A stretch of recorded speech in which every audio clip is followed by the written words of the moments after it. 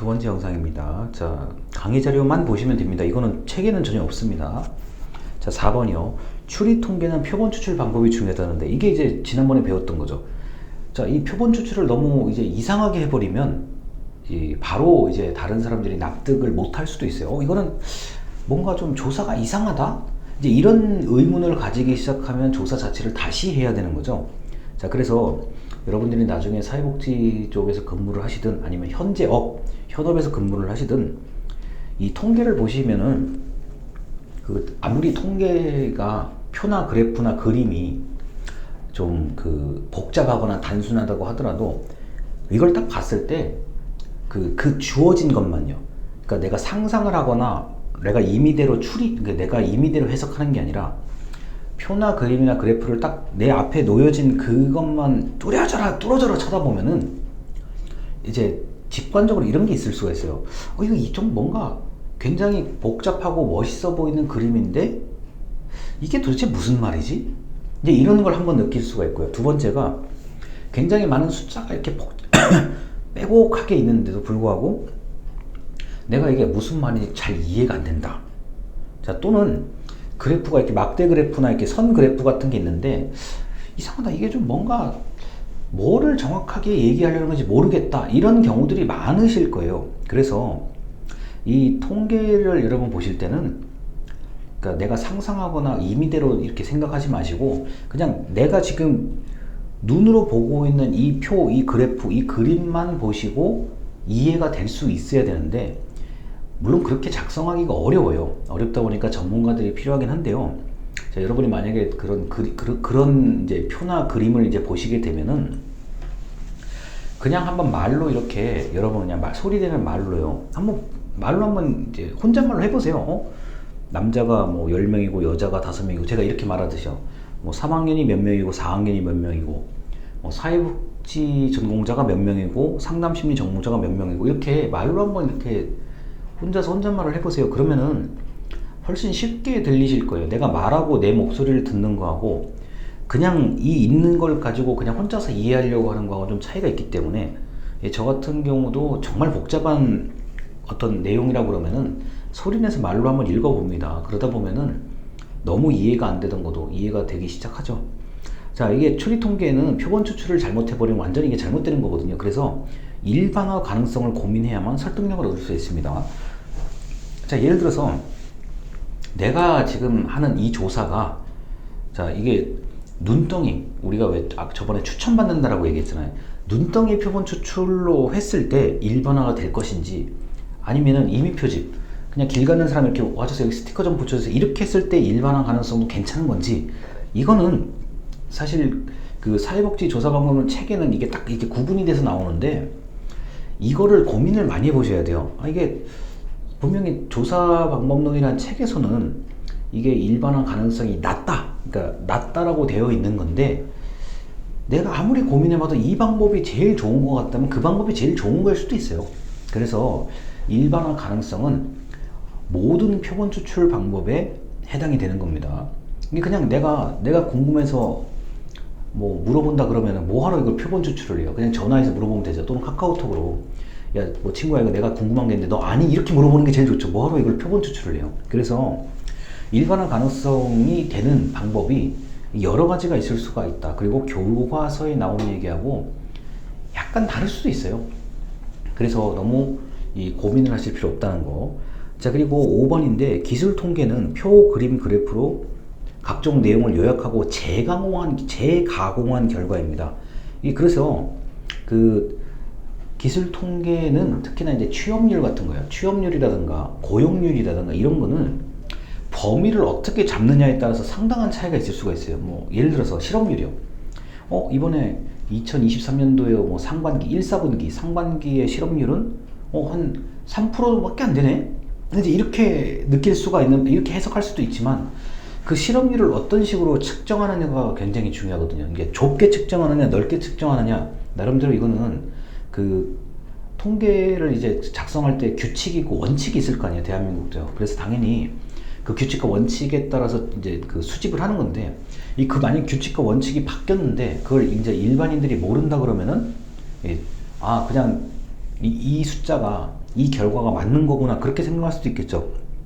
그래서 기술 통계 같은 경우는 제가 직전 영상에서 말씀드렸듯이 기준을 잘 잡아야 돼요. 범위와 기준을 잘 잡아야, 그리고 그 범위와 기준을 설명을 해줘야 되죠. 이게 2023년도 기준에 뭐다, 뭐 아니면 작년 4분기 작년 말의 기준으로 뭐뭐다, 이런 식으로 기준을 잘 잡아줘야 되고 범위를 명확하게 말을 해줘야 되죠.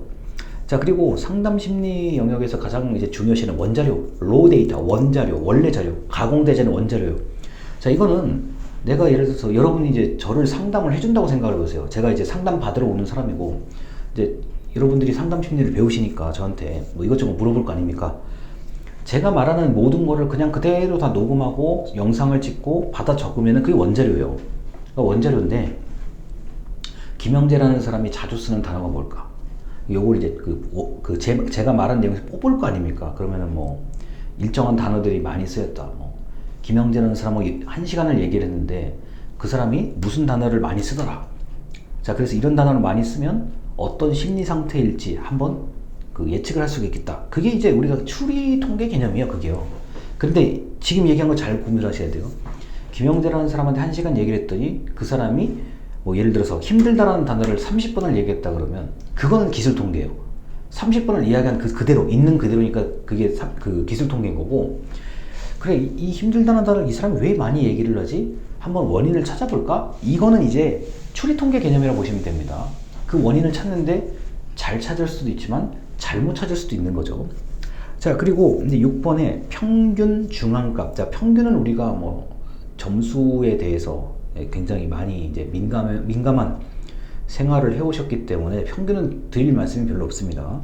자, 중앙값은 조사된 전체 내용 중에서 전체 조사 내용 중에서 딱 중앙에 있는 값을 중앙값이라고 합니다. 그냥 딱 중앙이에요. 딱 중앙이고, 그 다음에 최빈값은 가장 많이 드러나는 값.